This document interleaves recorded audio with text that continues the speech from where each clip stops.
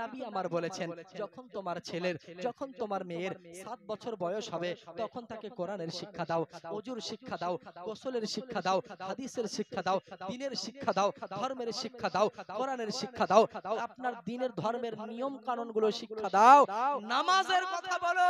10 বছর বয়স হয়ে গেলে ছেলেকে আঘাত করো, তাকে মারো নামাজের জন্য, প্রয়োজনে খাবার বন্ধ করো, প্রয়োজনে বকতে থাকো, প্রয়োজনে পোশাক আজকে তাকে দিও না, প্রয়োজন হলে তাকে আজকে ছোট ছোট খুশিগুলো দিও না, প্রয়োজন হলে বাড়ি থেকে বের করে দাও, প্রয়োজন হলে থালা বন্ধ করে দাও, খাবার খেতে দিও না, প্রয়োজনে মারো, কিন্তু নামাজে তাকে পাঠাও, নামাজের কথা বলো। এই রকম আমাদের সংসারে হয় না। কিন্তু যদি 300 টাকা দামের প্রাইভেট, 300 টাকা ফিস ইংলিশ টিউশন, 300 টাকা ফিস মিশন, 300 টাকা ফিস আপনার এলাকা ভিত্তিক যে আপনার এই স্কুলগুলো আছে, যদি ছেলে না যায়, ছেলের মাও মারে, ছেলের বাপও মারে, যদি ছেলের মার মার খেয়ে বাপের কাছে যায়, বাপের মার খেয়ে তোর মায়ের কাছে আসতে পারবে না, যাবে নানা নানির কাছে, নাহলে দাদা দাদির কাছে, তো ওরা তখন বুকে আদর করে জড়িয়ে ধরে বলবে বাপ যা স্কুলটা যা, ভাই আমার কলিজা আমার যা স্কুলটা যা পড়গা। কিন্তু এই রকম ভাবে আরবি শিক্ষার জন্য কোন মা সন্তানকে হয়তোবা মারে না, এই রকম শিক্ষার জন্য হয়তোবা কোন বাপ তার সন্তানকে তাকিদ করে না। এই জন্যই এখনো পর্যন্ত আমরা নামাজ কি জিনিস বুঝিনি, এই জন্য এখনো পর্যন্ত রোজা কি জিনিস আমরা বুঝি না। কারণ রোজাতে দেখা যায় ষাঁড়ের মতন শরীর, তরতাজা শরীর, বলে গ্যাস্ট্রিক হয়েছে, গ্যাস হয়ে গিয়েছে, রোজা রাখতে পারি না, রোজা করতে পারি না, বলে 11 মাস খেয়ে পেট ভরেনি, রোজাতেও খাবো, ঈদের দিনও খাবো, ঈদের আগের দিনও খাবো।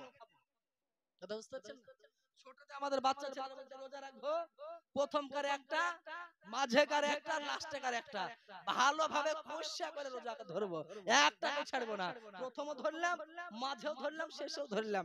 তো এই যারা এখনো রোজা করে না, এরা যদি বলতো 3টা করে রোজা করব, তো 3টা রোজা করার তো নেকি পেত, 3টা রোজা করার নেকি পেত, কিন্তু মাসকে মাস রোজা করে না, বছরে একবার রোজা ফরজ করে না, 5 ওয়াক্ত নামাজ ফরজ পড়ে না, কোরআন শিক্ষা করা, যেই কোরআন দেখলেই ইবাদত, যেই কোরআনে পাকের একটা অক্ষর যদি আপনি পড়েন তো 10টি নেকি পাবেন।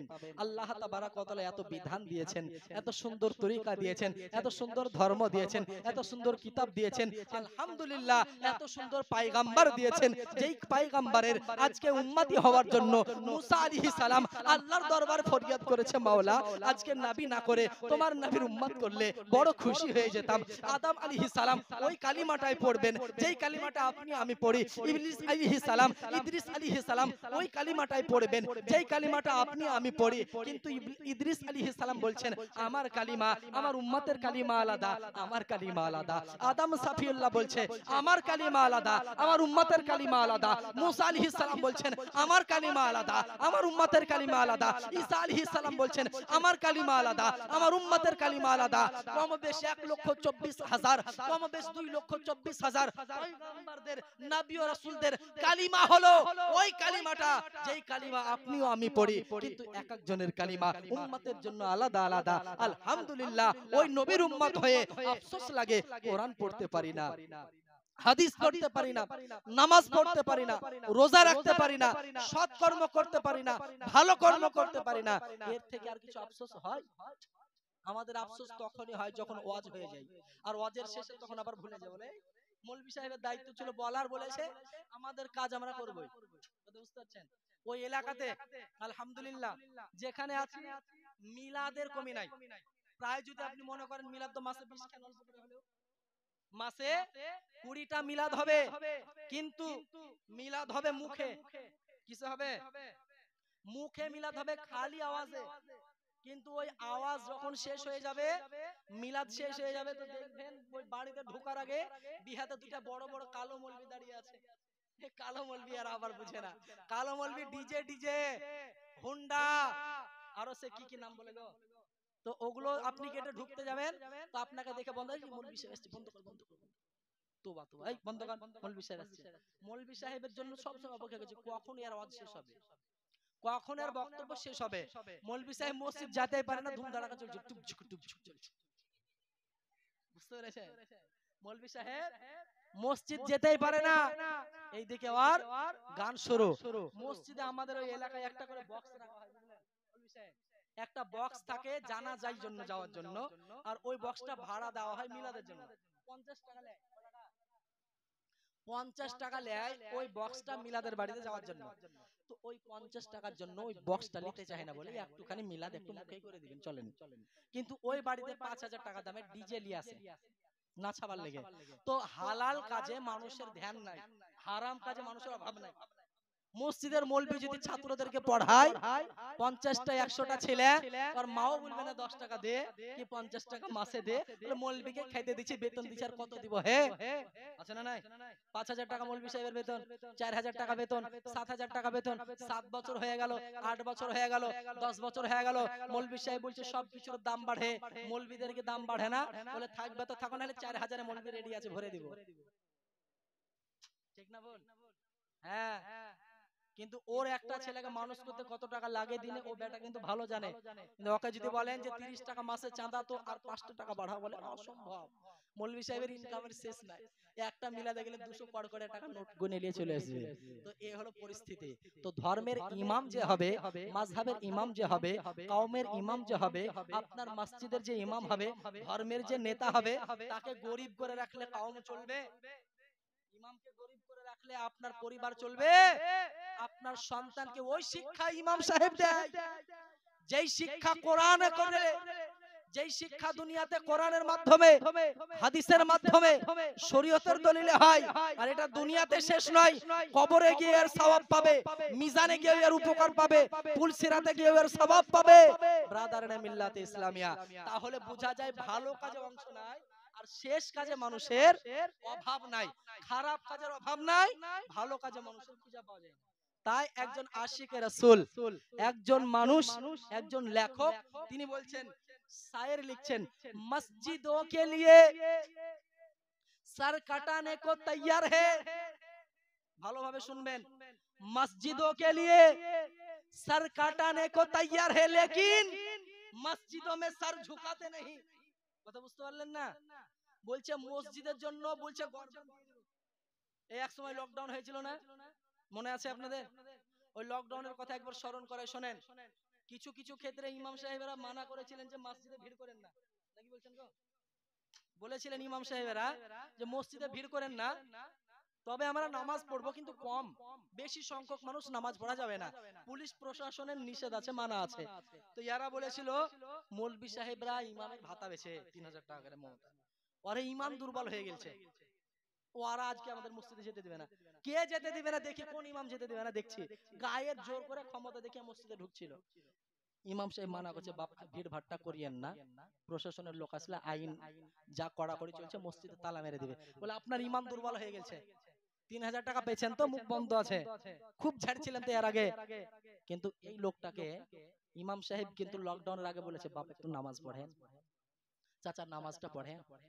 পড়বো গো পড়বো, সময় নাই, পড়বো, পড়ছি। এই লোকটা কিন্তু এরকম বলেছিল, কিন্তু লকডাউনে এসে হাওয়ায় পাল্টে গেল। যখন মসজিদে নিষেধ করছে তখন বলছে যাব, যখন মসজিদ খোলা তখন যেতে চাইছে না। তো मस्जिदों के लिए सर काटने को तैयार है, लेकिन मस्जिदों में सर झुकाते नहीं। বলছে মসজিদ যদি কেউ ভাঙতে আসে, মসজিদের তালা দিতে আসে, গর্দান দিয়ে দিব, গর্দান। আপনার ঈমান কমজোর, আপনি দিতে পারবেন না। কিন্তু এই পাগল একবারও এই গর্দানটা মসজিদে ঝুকায়নি। কথা বুঝতে পারেননি? যতদিন গর্দান ভালো আছে, যতদিন তার মাথা ভালো আছে, যতদিন আল্লাহ তার শরীরে মাথাটা জোড় করে রেখেছে, ততদিন এ কিন্তু মসজিদে সাজদা করেনি।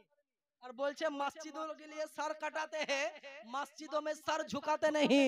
ब्रदर ने मिल्लत इस्लामिया বলছে নবীকে হুকুম सुनते ही झूम जाते हैं, नबी के नाम सुनते ही झूम जाते हैं, लेकिन नबी के हुक्म सुनते ही घूम जाते हैं।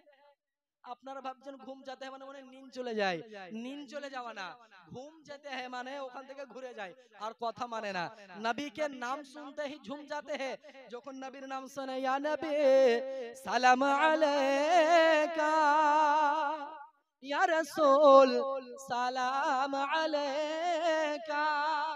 সুন্নি মুসলমান যারা নবীকে ভালোবাসে দাঁড়ায় না, দাঁড়ায় না গো, কারণ নবী के नाम सुनते ही झूम जाते हैं।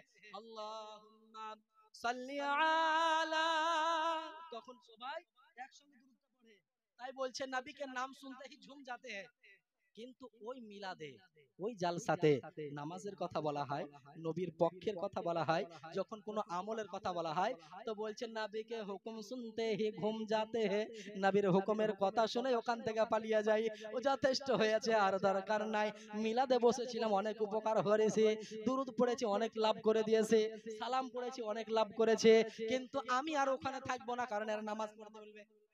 যদি বলা যায় কে কে নামাজ পড়বে না হাত উঠান, তো খবরদার কিছু লোক একবারে হাত তুলবে না, বলে হাত যদি উঠিয়ে দিয়ে আর নামাজ না পড়ে তো গুনাহ হবে। আর যদি হাত উঠার পরে যদি নামাজ ছেড়ে দেয় তাহলে কি হবে নাকি? হ্যাঁ ব্রাদারানে মিল্লাত ইসলামিয়া, একবারে মুখতাসার, আর দুই একটি কথা, একবারে শেষ পর্যায়ে পৌঁছে গেছে। শিরনিটা নিয়ে চলে আসো, শিরনি আছে নাকি? কিছু আছে শিরনি, তোহফা কিছু থাকলে নিয়ে চলে আসো, ফাতিহা পড়বো ব্রাদারানে মিল্লাত ইসলামিয়া। তো বলছে নবীকে শোনেন, বলছে মেরে রাগ রাগ মে নবী নবী, শুনছেন? নবীকে এতটা ভালোবাসে, বাবু চুপ করো, বলছে মেরে রাগ রাগ মে নবী নবী, বলছে আমি নবীকে কতটা ভালোবাসি আপনি জানেন? আপনি মাসে পয়সা পাচ্ছেন আর বাড়ি নিয়ে চলে যাচ্ছেন, আপনি জানেন আমি নবীকে কতটা ভালোবাসি? বলে কতটা, বলেন? যে মেরে রাগ রাগ মে নবী নবী, আমার রাগে নবী নবী আছে, আপনি জানেন? নামাজ পড়ি না তো কি হয়েছে, রোজা রাখি না তো কি হয়েছে, আমার শরীরের প্রত্যেকটা রগে রগে নবী নবী আছে, বলেন সুবহানাল্লাহ। তো সুবহানাল্লাহ তো আমরা শুনে বলবো, যে তো সুবহানাল্লাহ, রগে রগে যদি নবী নবী চর্চা হয় তো ভালো, আলহামদুলিল্লাহ। তো কবি বলছেন এখানে শেষ নয়, मेरे रग रग में नबी नबी, लेकिन वो नमाज पढ़ते हैं हफ्ते में कभी कभी, বলছে ও কোন সপ্তাহে সপ্তাহে কোনদিন নামাজ পড়ে, কোনদিন নামাজ পড়ে না। তো ওই রকম রগে রগে নবীর নাম নিয়ে লাভ হবে না, নামাজ পড়তে হবে, নবীকে ভালোবাসি মুখে বললে হবে না, নবীর হুকুম মান্য করে দেখাতে হবে, নবীকে ভালোবাসি, নবীর দুরূদ পড়ি, নবীর কিয়াম পড়ি, নবী বলছে গুনহার কাজ করিও না, আর আমরা বলছি গুনহা না ছাড়লে আমাদের ভালো লাগে না, গুনহা ছাড়তে ভালো লাগে না। ব্রাদারানে মিল্লাত ইসলামিয়া, আচ্ছা বলেন এইভাবে কি আমাদের ধর্ম? এর মানে কি আমাদের ধর্ম? আপনি কি চিন্তা করেছেন যে আপনি সকাল থেকে রাত্রি পর্যন্ত কটা কাজ ধর্মের পক্ষে করেছেন? মৌলভী সাহেব, তাই তো নাকি? কটা কাজ, এই যে 24 ঘন্টার সময় আল্লাহ আপনাকে দান করলেন, এই 24 ঘন্টার মধ্যে কবার আল্লাহ বলে ডেকেছেন, কবার আপনি নামাজ পড়েছেন, আর কবার গুনহার কাজ করেছেন? দেখেন, হয়তোবা খুঁজে অনেকেই পাবেন না যে কটা নেকি করেছে, কিন্তু গুনহা যদি খুঁজতে যান তো আপনি হিসাব মিলাতে পারবেন না, ঠিক না ভুল? তো আমরা নিজের ধর্মটাকে এই যে মুসলমান বলে দাবি করছি, এটাই অনেক বড়, কারণ মুসলমানদের উপরে যে অত্যাচার নির্যাতন চলছে, আশ্চর্য হওয়ার মতন বিষয়। মুসলমানদের উপরে যেমন অত্যাচার চলছে, চলবে না ভাই, কেন বলুন, কেনই বা চলবে না? মুসলমানদের মধ্যে কোনো আদর্শ নাই, বিধর্মীদের কোনো নামাজ নাই, মুসলমান এরা বলছে আমাদের নামাজ নাই। মুসলমানদের ঘুম থেকে উঠার কথা ফজরে, নামাজ আদায় করা দরকার, কিন্তু 8টার সময় উঠে ব্রাশ করছে। তো বিধর্মী যারা, তারাও তো ব্রাশ করে 8টার সময়। ব্রাদারানে মিল্লাতে ইসলামিয়া, নিজের জীবনটাকে সুন্নাতি মোতাবিক সাজান, ধর্মের উপরে চলাতে হবে, নাকি বলছেন? এইভাবে আর কতদিন হয়? কতটা জীবন আপনি পার করে ফেলেছেন, আপনার বয়স হয়তোবা 40, হয়তোবা 30, হয়তোবা 20, হয়তোবা 80, আপনি আপনার বয়স থেকে চোখ বন্ধ করে একবার পিছনের দিকে তাকিয়ে দেখেন যে 80টা বছর পার করে দিলাম, 40টা বছর পার করে দিলাম, 60টি বছর পার করে দিলাম, এখনো তো নামাজ পড়লাম না, এখনো তো রোজা রাখলাম না, এখনো তো আদায় করলাম না, এখনো তো সঠিক কাজ করলাম না, এখনো তো ইবাদত করলাম না, এখনো তো কোরআন পড়তে পারলাম না, এখন তো নবীর প্রতি ভালোবাসা জোগাড় করতে পারলাম না। আপনি চিন্তা করেন, আপনার বয়স 80, আপনার বয়স 60, আপনার বয়স 40, এখনো পর্যন্ত কোনো আপনার আমল নামায় কোনো নেকি নাই, কোনো ইবাদত নাই, কোনো নামাজ নাই, কোনো রোজা নাই। বলেন এই রকম ভাবে যখন মওতের চিঠি চলে আসবে, কাল কবরে কি জবাব দিবেন আপনি? আপনি কি জবাব দিবেন?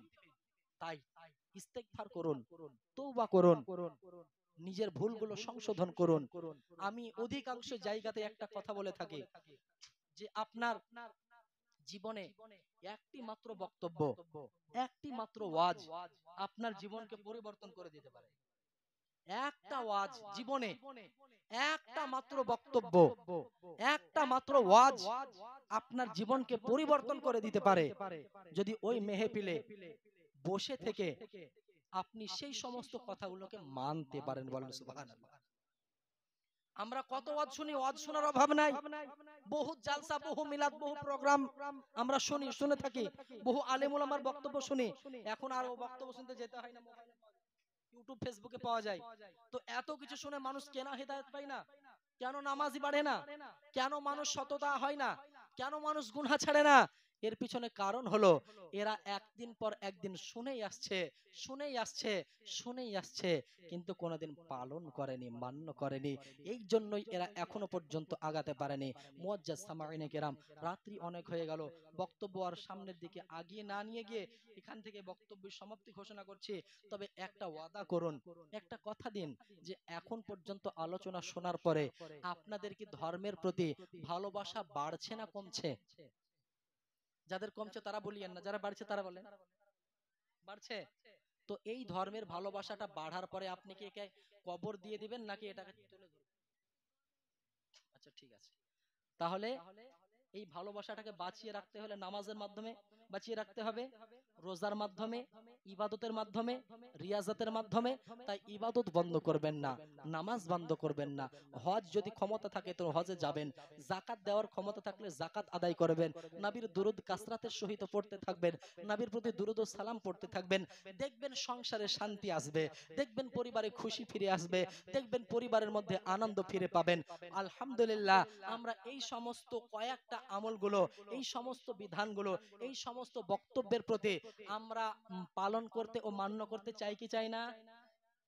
দুই একজন বলেন, সবাই বলেন না, নাহলে গুনাহ হবে, খবরদার।